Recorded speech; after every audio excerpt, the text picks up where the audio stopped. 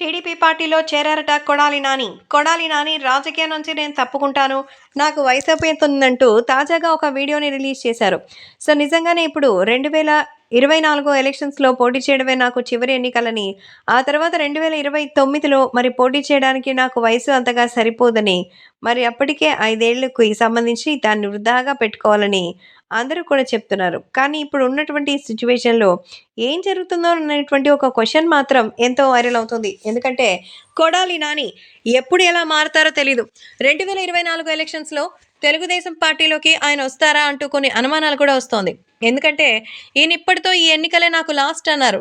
అది వైఎస్ఆర్‌సీపీలోనా? లేకపోతే ఇంకేదైనా పార్టీలోనా? పూర్తిగా ఎలక్షన్స్ నుంచి తప్పుకుంటారని అయితే ఆయన చెప్పలేదు. రాజకీయ వారసుడిగా తన తమ్ముడు కొడుకుని చెప్పారు. ఎందుకంటే తనకి కూతుళ్ళున్నారు. వాళ్ళకి పొలిటికల్‌గా ఇంట్రెస్ట్ లేదు కాబట్టి. అయితే ఇప్పుడు జూనియర్ ఎన్టీఆర్ తెలుగుదేశం పార్టీలోకి రమ్మని పిలవగా, కొడాలి నాని వైసీపీలోకి బాయ్ చెప్పి తెలుగుదేశం పార్టీలోకి వెళ్ళడానికే ఆయన ఈ ప్రయత్నాలన్నీ చేస్తున్నారంటూ సోషల్ మీడియాలో గట్టిగా వినపడుతోంది. సో, ఈ నేపథ్యంలో కొడాలి నాని తెలుగుదేశం పార్టీలోకి రాబోతున్నారంటూ తాజాగా ప్రకటించబోతోంది. ఈ విషయం తెలిసి అందరూ ఎంతగానో షాక్ అవుతున్నారు.